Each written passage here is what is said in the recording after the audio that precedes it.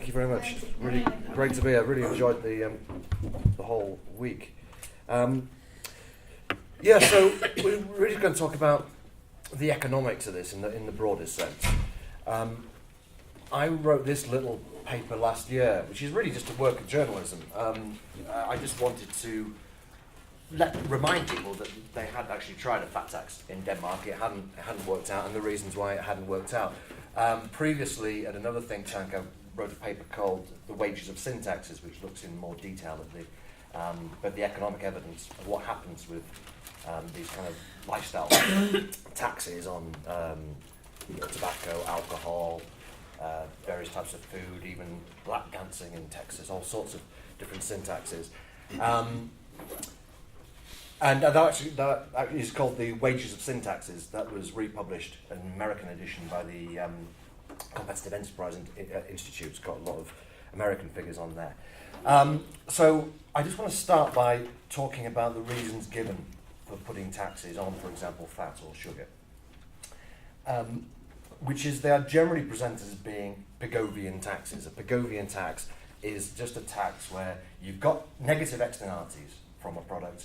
You work out the value of those externalities, and then you raise the tax on the product so that essentially the polluter pays, or the person who's ratcheting up the costs. Healthcare costs is the obvious example in this instance. If there are healthcare costs immediately associated with the excess consumption of sugar, then you put a tax on the sugar, and you compensate for the loss to the government from these excess healthcare taxes.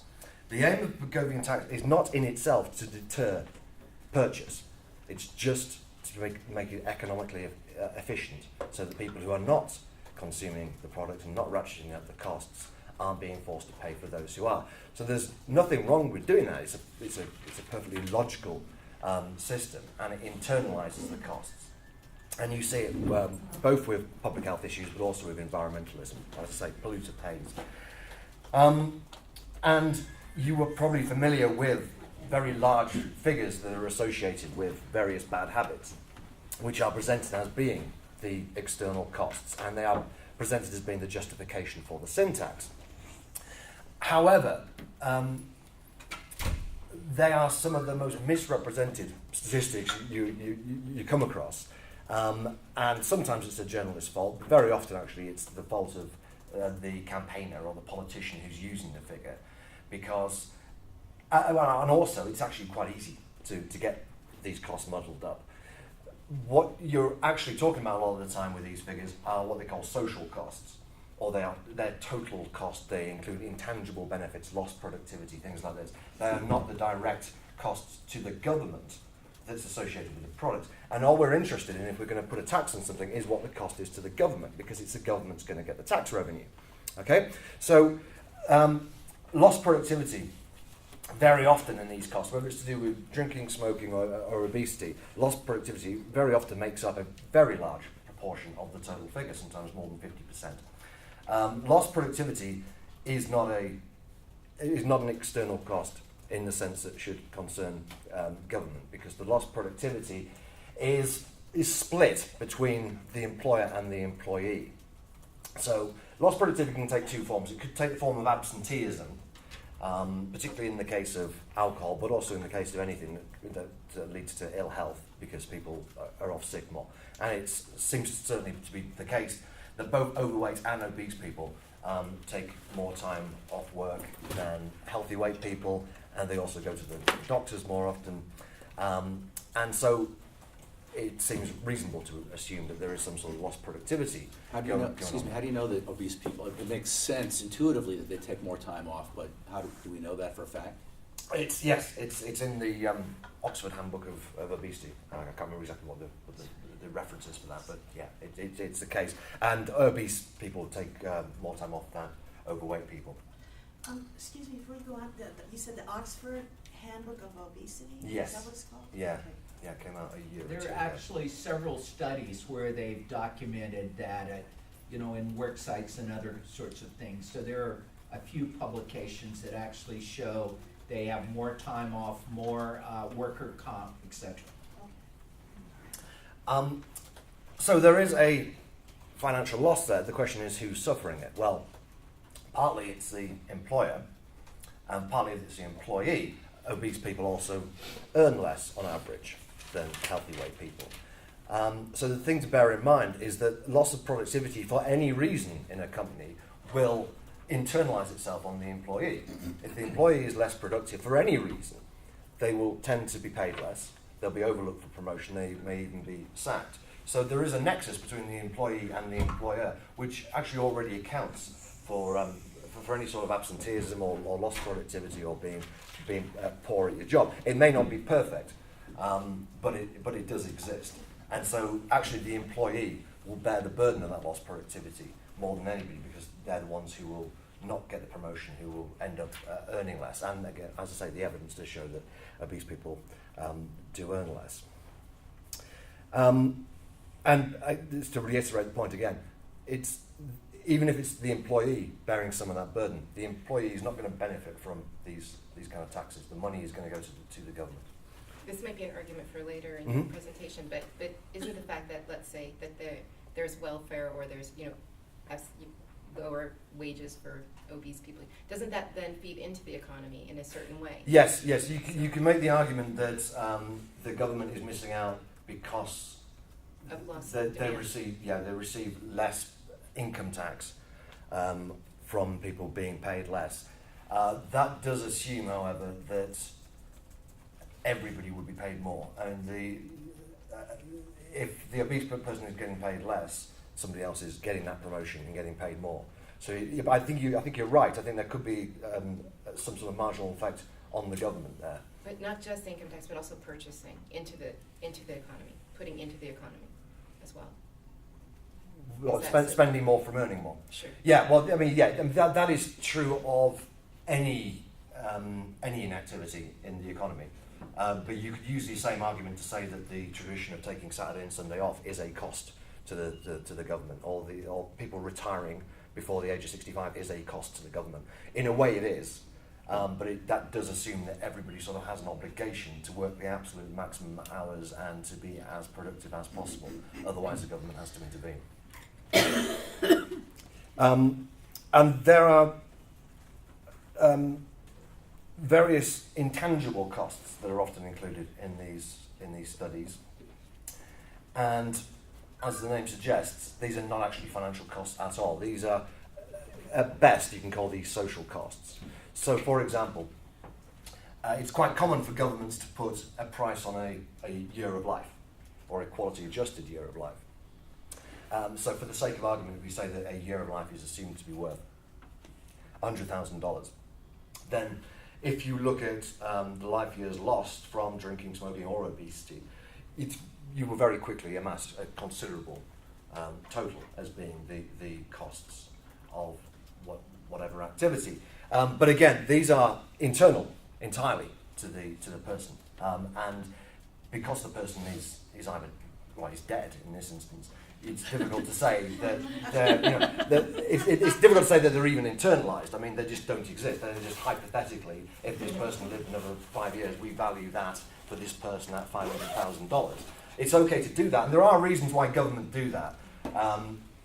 Mainly, it is to see if doing something is economically efficient. For example, you could spend millions and millions of dollars making a road a bit safer, but if it's only going to save one life over the course of 50 years, the government probably won't do it. This is just the fact of the matter. I mean, life is not priceless because resources are not endless. So the governments often actually do weigh up how many life years are going to be saved in order to spend some money. It's a simple economic. It sounds rather cold and heartless, but I mean that's the way things have to be. Obviously, we could spend infinite amount of money making people safer, but we have to look at the cost-benefit analysis. So that's the reason that we have these kind of intangible figures, quite arbitrary estimates of the value of a life year or even of a life, and they are used in these studies slightly inappropriately to look at the costs of ill health and premature death. But the important thing to remember, again from our point of view, is not only are these costs actually not even monetary, they're not financial, but they are totally internalized to somebody who's not even around anymore. And the other thing that shouldn't be included, I should add, with the intangible costs, once some of these researchers who produce some of these studies start off with intangible cost of life years lost and so on, some of them start including everything. So you would have emotional costs, all sorts of different emotional costs, ranging from being mugged by a drunk to the being upset by seeing litter or vomit, in some of these alcohol studies. Then you get all sorts of opportunity costs, the opportunity cost of having to drive somebody back from a party because they're drunk, the opportunity cost of calling the police because you see some drunken behaviour, and I mean, these can turn into many billions of dollars, and they work it out by saying, well, okay, how long does it take to call the police about some drunken behaviour you just witnessed at midnight? About 5 minutes. What's the average wage? Okay, work out the average wage, because that works out at this. So it's almost a lost productivity cost. They're kind of assuming that this person would be in a factory making widgets if they weren't calling the police, which of course they're not. I mean, these people are probably just in the bar as well. So the economic cost is trivial at best. But it's very easy to amass all sorts of emotional costs, bereavement, for example, and all sorts of opportunity costs in terms of people just dealing with. I'm mainly talking about alcohol there because it tends to have more sort of externalities that can be generated than anything else. And finally, the cost of the product is not a cost to the state. This should be fairly obvious. There are some studies that actually include the amount of money spent on the product as being a cost, including the tax that's on the product to stop people even consuming the product in the first place. So, yeah, it's tautologically true to say that the amount of money that people spend on potato chips is a cost. It's very obviously an internal cost, and it's a voluntary cost, and the benefits that the person who buys potato chips exceeds the cost of the potato chips, otherwise they wouldn't buy them in the first place. But we don't, they're intangible benefits. The benefits people get from eating are completely intangible. But of course we don't see intangible benefits put in these studies to offset the intangible costs. So they're quite one-sided in that sense. Which can be justified on the basis that these are only supposed to be cost studies. They don't claim to be cost-benefit analyses. And that really leads us to my conclusion about the use of these studies, is that yes, they're only cost studies. So without knowing what benefits people derive from consuming the product, you can't really make a judgment about whether they are good or bad. And secondly, it's okay to do a social cost study, so long as it's clear that you're including a whole load of costs that are internal to the consumer and a whole load of costs that are actually intangible and rather hypothetical. It's okay to do that, but when these studies are being presented as being cost to the taxpayer, it's very misleading, and sometimes I think quite deliberately so, but also you can probably tell it's fairly confusing, and it's not immediately obvious that these costs are by no means all financial and by no means all external. So it's very easy for a campaigner to say, well, we've got a cost here of $150 billion, that works out at this amount per taxpayer, therefore taxpayers are paying X amount every year as a result of people doing this. It's not at all how it works. The actual costs are much lower. So what are the actual costs? There clearly are costs associated with unhealthy lifestyles. Mainly they are, of course, healthcare costs, which of course have to be government-funded healthcare costs. Private medical costs don't count. And in the case of alcohol, there's quite a few costs in terms of criminal damage, magistrates, imprisonment, issues like this, drink driving. And in the case of smoking, it's mainly things like house fires, actually, in the case of smoking. And sorry, why do you say that private health costs don't count? Just because it's what not a you're cost to the looking government. at. Oh, If we're purely talking about trying to... I got it. Yeah. Isn't the point of and maybe I'm misunderstanding what the taxes are supposed to do, but isn't the point of the taxes to shift some of the burden onto the producers of these things? So when you say that these costs are already internalized, they're internalized to the consumers, but they're not internalized to the producers. I mean, isn't part of the point to shift the cost onto the producers? Well, the producer will only shift the cost onto the consumer anyway. I mean, the producer doesn't have any money that doesn't come from the consumers. So, yeah, they could dip into their pocket and cut their margins possibly, but the real world experience is that they just charge more for the product and then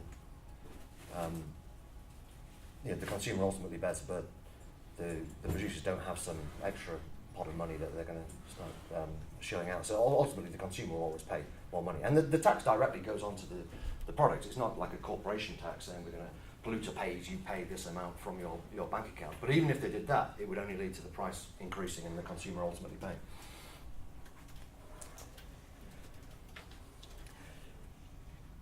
So there are genuine, valid, and quite high healthcare costs associated with these products, don't get me wrong. And they are directly paid for by the government. But the cost must be offset by the savings. And this is the most controversial part of what I'm going to say, where I hardly dare say it myself.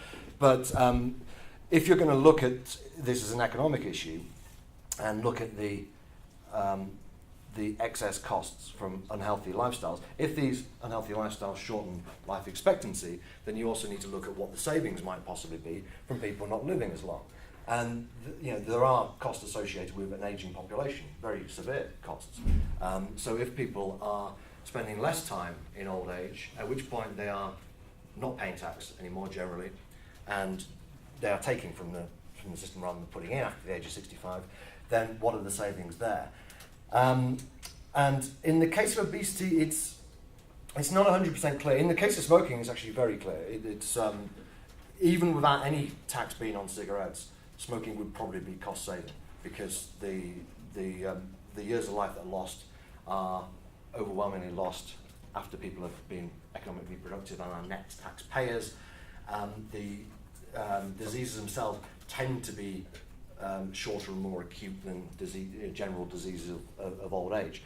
So although it seems counterintuitive to some people, the evidence is very strong. The economic evidence is very strong, and smoking actually saves more than it costs, even without tax.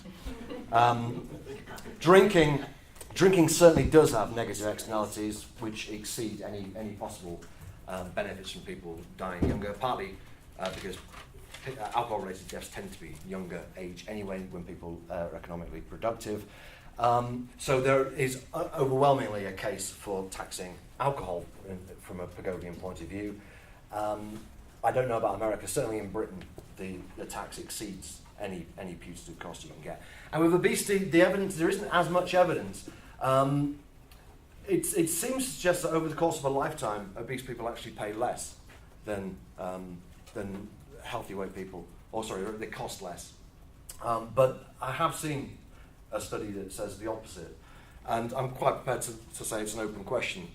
I mean, if you look at the chronic illnesses associated with obesity and diabetes in particular, you've got not only an enormous amount of absenteeism, which, as I say, the absenteeism isn't the problem, it's the disability benefits and the various other welfare costs which the government pays out onto them. And you do have quite significant healthcare costs. And as I say, some of the evidence suggests that those are actually offset by the fact that they just die younger. But I do think there's probably more research needed there.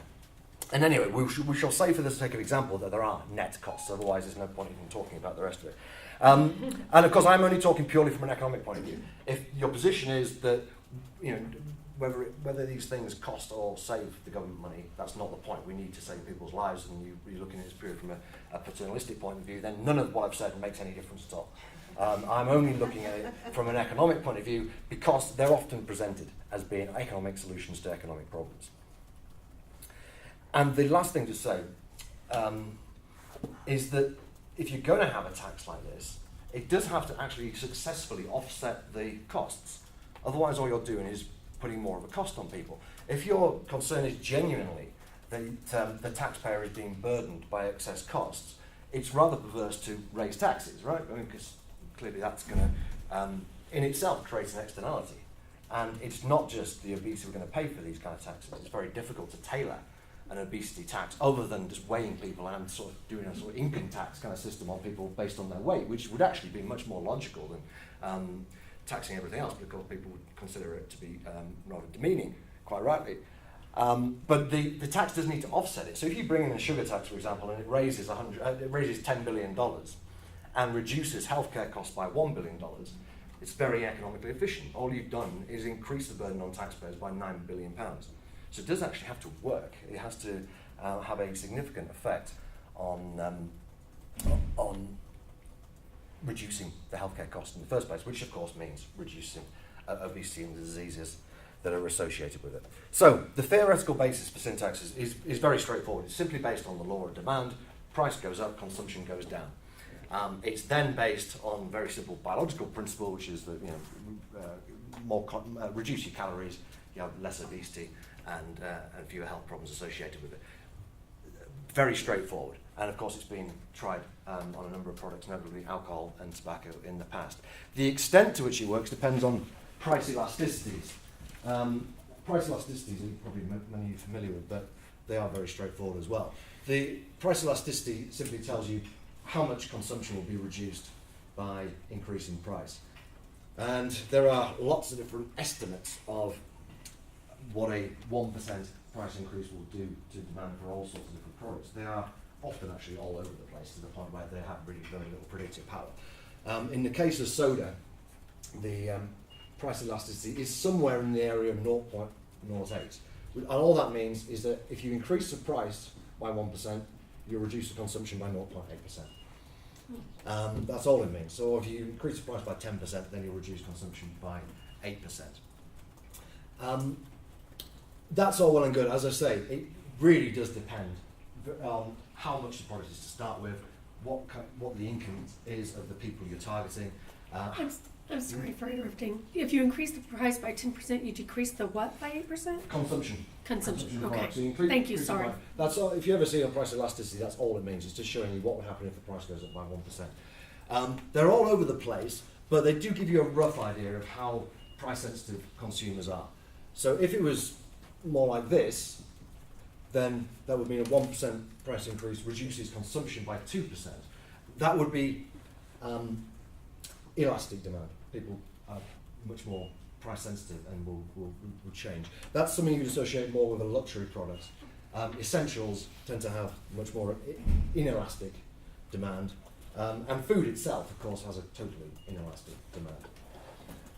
Now, a lot of the computer models that predict the effect of sugar taxes or soda taxes are based really just on this, and then extrapolating from how many calories that's going to take out of the system and what effect that's going to have on obesity. What they often overlook are the cross-price elasticities, and all that means is what people buy instead of buying soda. So people are not just going to go hungry, and the reality is not everyone's just going to shift to drinking water. Some people might shift to full-fat milk, some people might shift to milkshakes, to fruit juice, and they obviously contain calories as well. So there's no guarantee that even if you can reduce the consumption of calories from this source, that people aren't going to make up from another source. And the only way to test that really is to see what happens in the real world. The evidence on soda taxes is more extensive than for any of these other sort of food taxes, because there's just more of them. Most American states have some form of soda tax, usually at fairly low rates, because they're generally stealth taxes designed to raise money rather than do much about obesity. But there is a reasonable amount of economic evidence.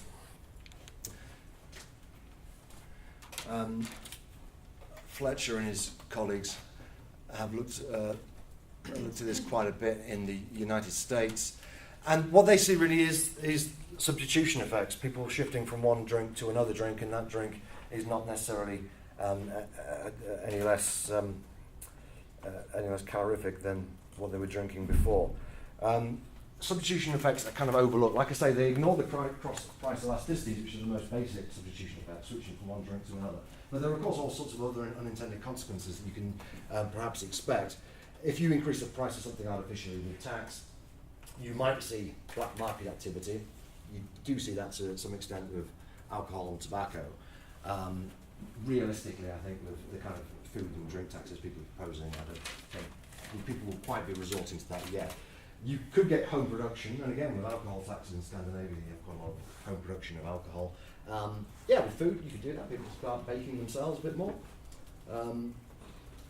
It's conceivable. I'm not sure there's any evidence for it, but it's conceivable.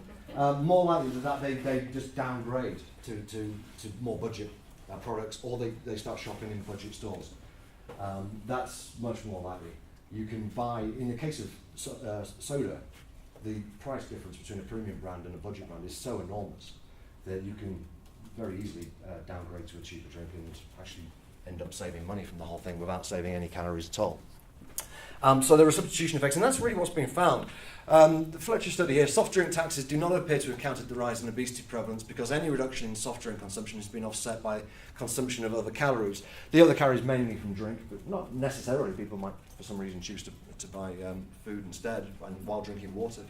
And it has been suggested that the reason we don't see much of an effect is just because the taxes just aren't high enough in any way they've really been tried. Our research does not support the theory that soda taxes have a negative effect on body mass index. Current soda tax rates range from 2% to 7.25%, and it's possible these may not be high enough to affect BMI. Further research that addresses consumption and includes data on local sales soda taxes is warranted. That research actually came out, I think, only last month or the month before, in which they looked at the places that had the highest taxes on soda, and actually they found the same thing. Our results cast serious doubt on the assumptions that proponents of large soda tax make on its likely impact on population weight, together with evidence of important substitution patterns in response to soda taxes that offset any caloric reductions in soda consumption. So that seems to be what's going on. Now, it's always possible that if you had a much higher soda tax, if you had a 50% tax, 100% tax, you might see more of an effect. That, again, requires a country to do it. But some studies have extrapolated from the available economic evidence and suggested that probably not. There was one study found that 10% tax on fatty dairy products would only reduce fat consumption by less than 1%, but even if it was 50%, they estimated that fat consumption would fall only by 3%. And there was another study in 2007 found that 100% tax on unhealthy foods, i.e. doubling the price of it, which would be not politically feasible, but in theory, if you doubled the price of so-called unhealthy foods, you'd only reduce body mass index by less than 1%, or that equates to a reduction of BMI of about 0.2 points. So the effects of these kind of taxes is fairly negligible, quite honestly, and although we would require us to see somewhere really take it seriously and have a huge hike in prices, even that we can't be sure that it would have some effect because of the substitution effects I mentioned, because people can always shop elsewhere, buy different brands, or, as we'll see in Denmark, even go over the border. So the Denmark fat tax, this is a fat tax. It's not a sugar tax, it's not a soda tax, but the economic lessons are the same. In 2011, the Danes decided they were going to tax saturated fat per se. So they're not targeting individual products. They're not specifically focusing on burgers or Coke. They are looking at products that have saturated fat in them. They taxed the saturated fat per kilogram on all products that had more than 2.3% saturated fat in them. And this was done as a genuine health measure. Sometimes these taxes are just brought in to raise money. This really wasn't. They wanted to reduce their income tax because their income tax is internationally not competitive, and they wanted to make up for it through this fat tax, which seemed like a good progressive kind of idea to make up the difference. But they did want to make up more than that, and they calibrated the tax, both the reduction in income tax and the fat tax, very carefully to make sure that they didn't just make a profit on this. They just wanted to even it out. And so that came in October 2011. And this little paper I wrote just explains what happened thereafter. And it really was just a story of substitution effects. Firstly, you had cross-border sales. Denmark's quite a small place. Danes are used to going over the border to Germany for tobacco and alcohol in particular, and they undoubtedly did that more after the fat tax came in. And indeed, German shops were luring them in with signs saying no fat tax in Germany and all this kind of stuff. And it was, as you would expect, particularly acute on the borders. People even went to Sweden as well if they could. Sweden's food was a little bit cheaper. One of the Danish wholesalers estimated that its deliveries of whipped cream, margarine and cheese fell by a third in the first 2 weeks of the new tax regime. compared to the same period the previous year. And there are strong indications that this was due to people stockpiling food. Very strong indications. You can see this enormous spike just before the tax came in. So this is sales of fatty products. And unfortunately, this is the only real evidence I can find on sales. This is from Jensen Smed, who I hope will do some more research into this, because it's a very frustrating graph, because we've only got 3 months after the tax came in. We don't have the rest of the data. So we can see that people were clearly hoarding food in remarkable numbers just before the tax came in. Obviously, that's a one-off effect. That's not going to happen all the time. We want to know what happens when sales go back to normal. Well, if this is normal, then it looks as if there wasn't really much of an effect on consumption. But we don't know for sure. However, there are other indicators that suggest that it didn't have a major effect. But this wholesaler said that the biggest decline in sales had occurred near the southern border with Germany. And a poll conducted a year after the tax came in found that half the population had shopped in Germany in the last 12 months, which was up from a third the previous year. And of course, the effect of this was to damage businesses in Denmark. One of the other unintended consequences was, although completely foreseeable, was it led to more inflation. And it was a particularly unfortunate time to bring this tax in, because we were quite deep in the economic crisis in 2011.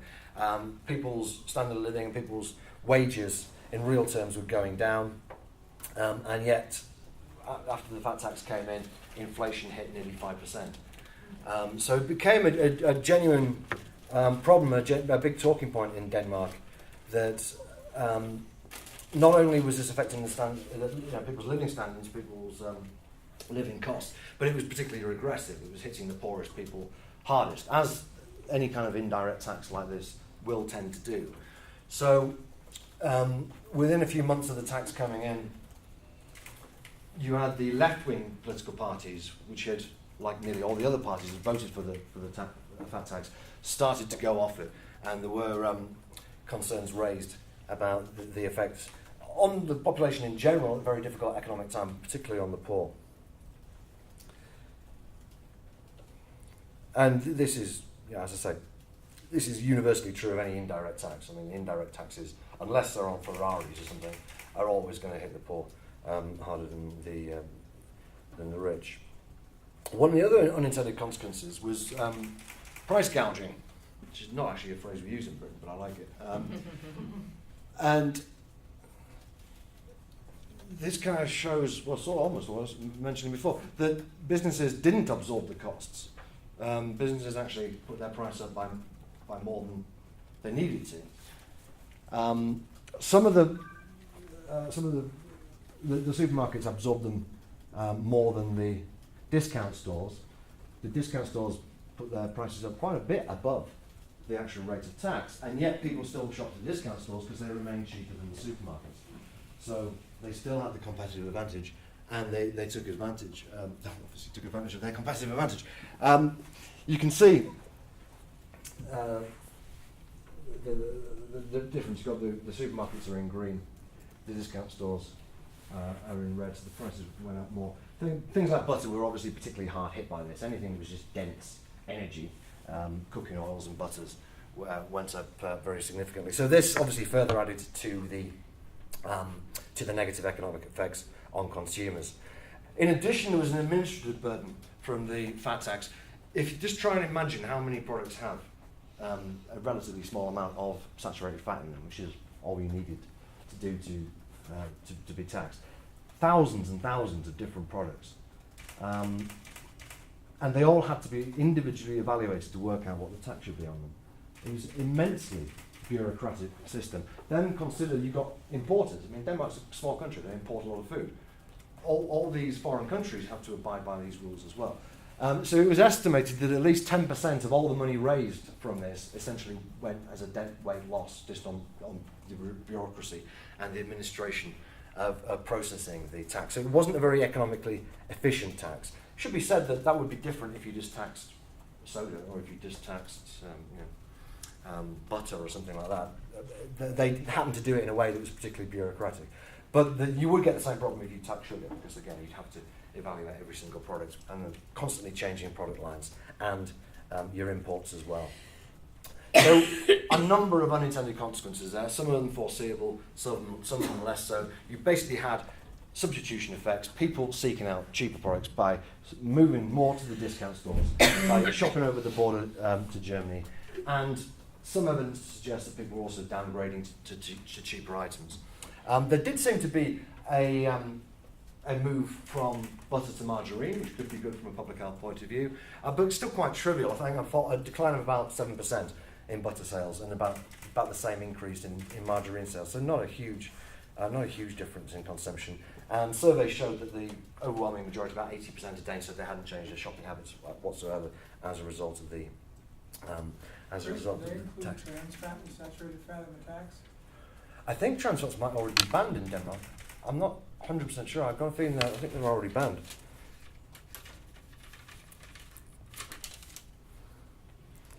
So, yeah, it's unfortunate that, as this graph shows, we don't know exactly what happened. If people were shopping abroad a bit more, then you'd obviously expect to see something of a decline in the domestic sales. And, yeah, basic economics would suggest you'd see some kind of small decline. But in terms of health, like many of these soda taxes, it would be very surprising if even the most affected people reduce their consumption by a number of calories that was in double figures, put it that way. I mean, the soda taxes tend to, at best, reduce daily calorie intake by about 3 calories a day, perhaps. It's not enormous by any means.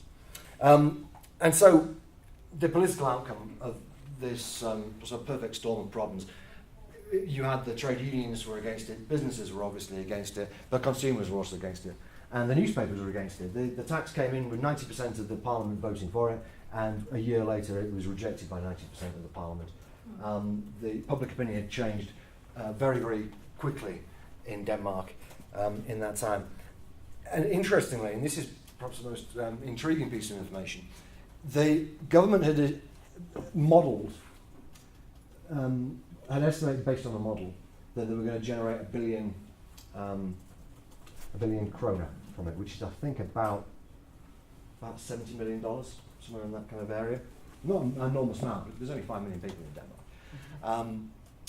But they actually generated nearly 1.5 billion krona. So what does that tell you? It tells you that people were eating a lot more fat than they expected them to. It tells you that people were not as price sensitive as the model had suggested. So are these just packaged products that you get at stores, or is it also going to a bakery? Everything. Going to a restaurant? Yep. Any of those? Okay. Yeah. So yeah, it's very difficult for small businesses in particular, particularly when you're constantly changing products. And also it was the amount of product that was in the product when it's finished. So it's not the amount that you put in. Some of the oil gets burnt off or gets wasted. So you can't just work out how much you're buying from your producers. You have to somehow work out how much is being lost as well. Unbelievably complex system, really. So by October 2012, a year after the tax had come in, opinion polls were showing that 70% of Danes considered the fat tax to be bad or very bad, and 80% said that it has not made them change their shopping habits. And so in November, the Danish government agreed to abolish the fat tax and to cancel a planned tax it had on sugar. The government said, and I quote, "Taxes on fat and sugar weigh heavier on the budget of those with low incomes. The fat tax and the extension of the chocolate tax has been criticised for increasing prices for consumers, increasing companies' administrative costs and putting Danish jobs at risk. Estimated to be 1,300 jobs lost as a result of this." Those figures come from the food industry who are lobbying against it, so I don't know how reliable they are, but certainly the amount of additional bureaucracy and the loss of business to neighbouring countries can only have put a strain on employment. 1.3 million jobs lost in a country of 5. Did I say 1.3 million? No, 1,300. You said. 1,300, yeah. Oh, okay. Wow. Yeah. So you said 80% said it didn't make them change their habits. Were there any studies, because that's self-reported, right? Were there any studies on whether it actually did make people? Well, this is the frustrating thing about the Danish fat tax. Because it was such a failure, there's been very little interest from people in public health to revisit it. Right. So you've really only got these guys who, Jensen and Sled. So It's like if 70% think it's bad, they're probably gonna say, well, it didn't make me change. Sure, anything, yeah, Because I yeah. don't like paying for it. Well, absolutely, I don't but know, I mean, I mean, like I said, perhaps the most compelling evidence is the fact that they made a lot more money from the tax than they thought they would. So people bought a lot more fatty products than were expected, a lot more. Combined with this, slither of evidence here seems to show that after this spike, it very quickly went back to normal, I think. Although this would be Christmas time, so who knows? There Well, the wasn't other any- Christmases don't seem to have much of a spike. Yeah, there wasn't any studies related to the rise or fall in obesity related to this. No, So no, it well, appears that it actually could have made people fatter. Yeah, well, I mean, that's the other question. No, there hasn't been anything to do with the health effects of it. I would think that the levels of consumption, insofar as they fell at all, fell by such a small amount. I think it's inconceivable there would have been an effect on obesity in the 15 months that it was in for. Whether it could have had an effect in the long term, nobody will ever know. It certainly seems very, very unlikely that anyone could show an effect on obesity or any kind of diseases related to it in the short time it was in place. So there's a lot of unknowns about this. I think the interesting thing from my point of view is why it collapsed, which is politically, it was political pressure, and this is what some of the health campaigners complained about. They said, "Well, this is just politics." Well, yeah, it is, but we live in a democracy, so you have to kind of respect that. What was driving the politics? It was not just big business complaining about it. It was everybody. It was the Copenhagen Post. It was the trade unionists. It was the normal rank and file people. It was tried. With the eyes of the world on Denmark, and a lot of people around the world saying this is something we're going to be possibly emulating if it works. It failed. Now, did it fail from a public health point of view? We don't know, because we don't have the data from it. I would suggest that any effect on health could only have been trivial, because the effect on consumption was quite trivial.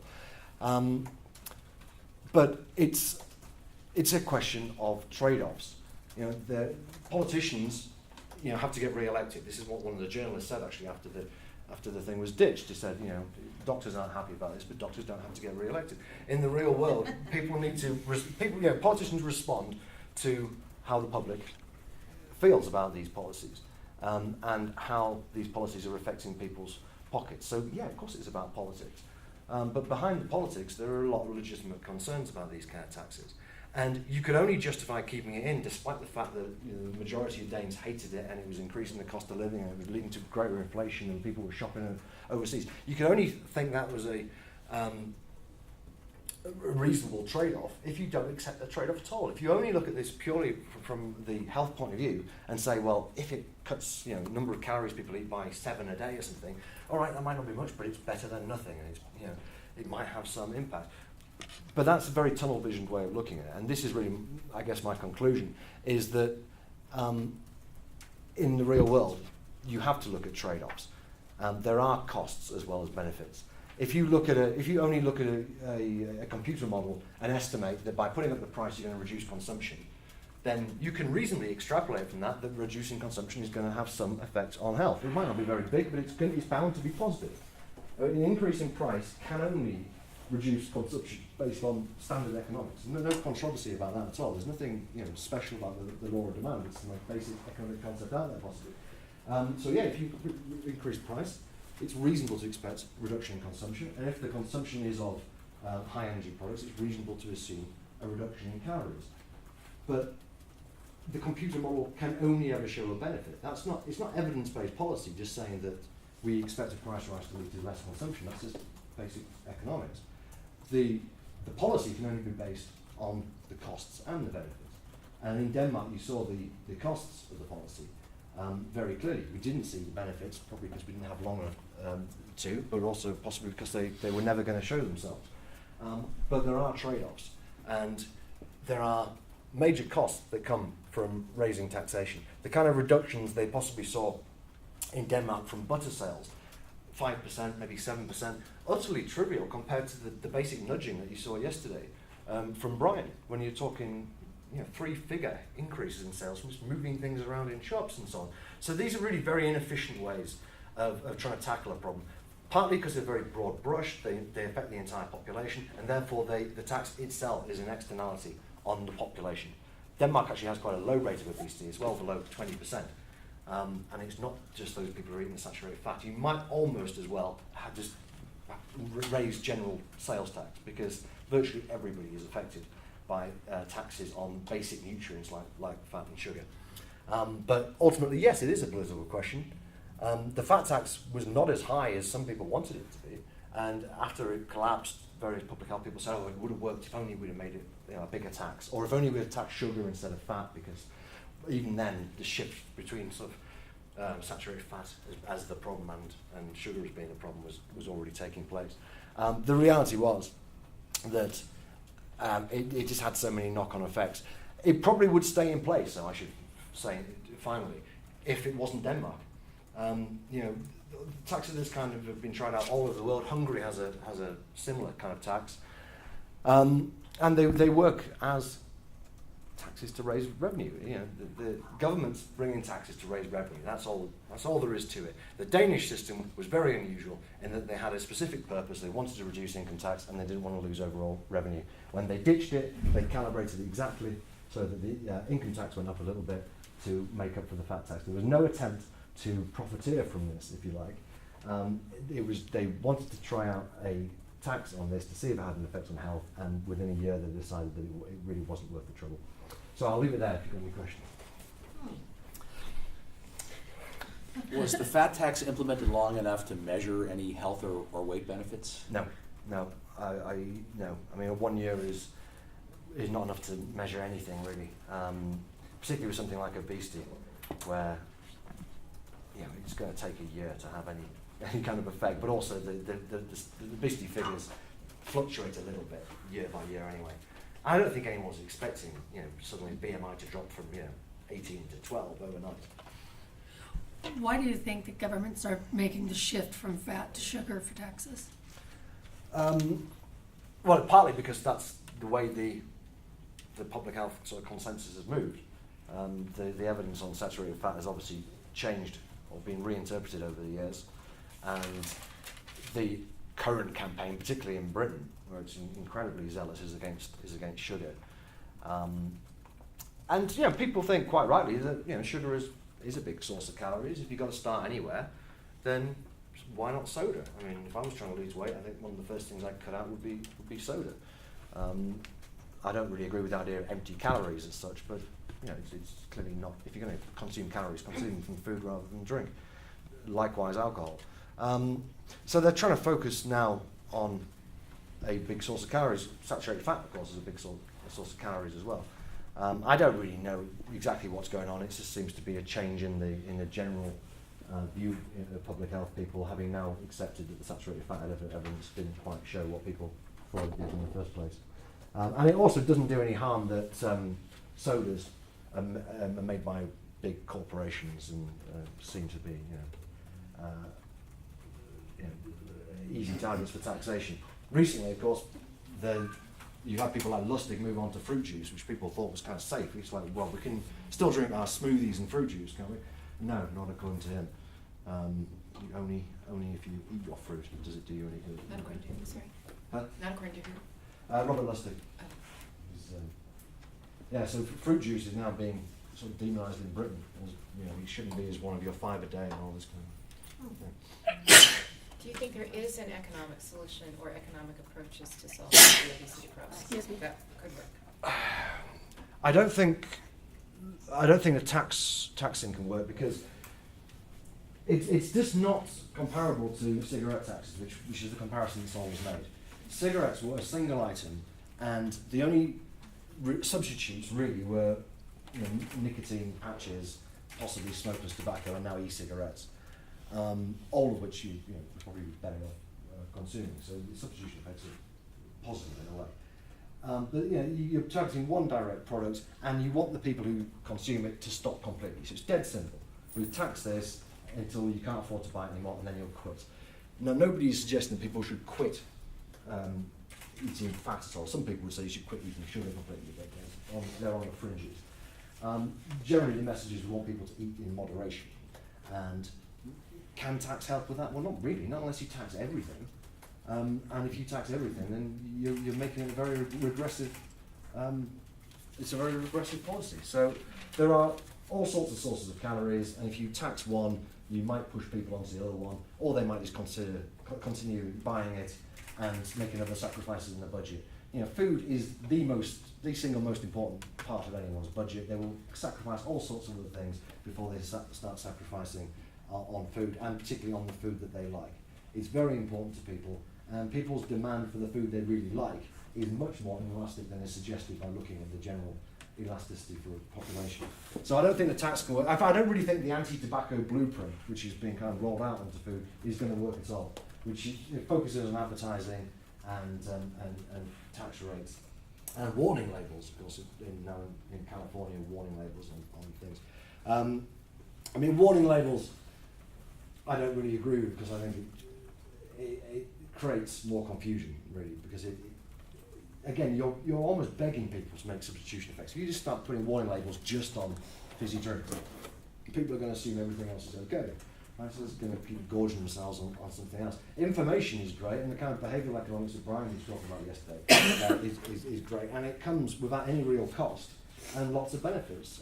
It doesn't restrict anybody's liberty, it doesn't make them have to pay anymore, just nice little things to sort of manipulate people in the right direction. So I'm a big fan of that stuff when it works. Some of the public health people dislike that stuff, saying, well, it's never going to solve the problem, because people can still reach through, and get their Coke if they want to. Well, yeah, but nothing solves the problem. It's a nirvana fallacy to suggest that, well, the behavioural economic stuff isn't going to get rid of obesity, therefore we need to have a tax. Well, what's your tax going to do? Very little at the most. So there isn't any solution to it. I mean, aside from ration books or something. So I liked a lot of the stuff I've heard so far this week in terms of helping people make their healthiest choices, as it were. But I don't think the idea that banning advertising is nowhere near as important as people often assume. Warning labels, banning advertising, price rises, they certainly have an effect with smoking. They, to some extent, have an effect with alcohol, but they are just different products, because you are isolating something where there is a clear cause and effect link between a problem. With food, you're just looking at food, every form of food, and you're attacking big food, which is a nonsense term that applies to everybody, from the people who make the sandwiches here at lunchtime to my dad who's a farmer. It's a nonsense to think that you can treat the two problems in the same way, I think. Other questions? Yeah. Has there been any talk, instead of taxing the bad stuff, subsidizing the good stuff? Yeah. Or is that? Yeah, no, that's another. That was another thing that was said by some of the public health people after the Denmark fat tax collapsed, was that this would have worked if only we'd subsidised vegetables or fruit. It's possibly true. They are trying out a soda tax in Mexico at the moment, where apparently soda is often cheaper than water. So, okay, well, that doesn't sound great. But how is your tax going to affect it? You're not going to suddenly make water affordable for people. You're just going to make the other source of hydration less affordable. So I understand that what they are doing is they are actually using the money raised to improve the water supply and make it cheaper. So if they do that that makes sense. Anybody who promises to ring fence money from these kind of taxes should be treated extremely suspiciously, because it very rarely happens. In fact, even in Denmark, I forgot to mention, in Denmark they did say they were going to ring fence this money for treatment of obesity, and they ditched that. They actually ditched it even before they brought the fat tax in. Even without Somebody the said, tax. really? And they said, no. They said that it's too much of the source of revenue from tax like this fluctuates too much to ring fence it for health purposes. Therefore, they're not going to do it. Yeah. Interestingly, when the public are asked about these kind of taxes, they're nearly twice as likely to support them if they think it's being ring fenced for health or some greater good. Yeah. But very rarely does it actually happen. I hope it happens in Mexico, because But even without tying it to taxes, just subsidizing maybe for giving stores a tax break or something to do that, or I don't know how you. I think you just get in, if you start taxing the foods you don't like and then subsidising the ones that you do, you're getting very close to this. Well, just give us ration books. I mean, it's just like state control of the entire food supply, when people are being nudged in every way. It's very bureaucratic. It leaves enormous room for people to get things wrong. So if we were doing it 30 years ago, it would all be about saturated fat. It would be subsidising sugar. I think there's enough uncertainty in the field of nutrition for us not to be leaping in and pushing people this way and that. And also, fruit and veg are cheaper than processed food most of the time anyway. Not everywhere. Not everywhere, no. But I mean, you can have a bowl of Maybe vegetables for lunch cheaper than you can go to McDonald's for lunch. Not everywhere though. I mean, I really believe that, like in parts of Washington D.C. where the produce is terrible in the grocery store, it's much cheaper to go to McDonald's and get a $1 burger and whatever, and a soft drink for $1, which they have, and like that's what people do. So you know? in our last minute, anybody else have a question for Chris? Going once? Nope. Well, I just want to thank you for a couple of things. Calorific, great word, and ring fence as a verb. Yeah. Awesome. All right. Thank you so much.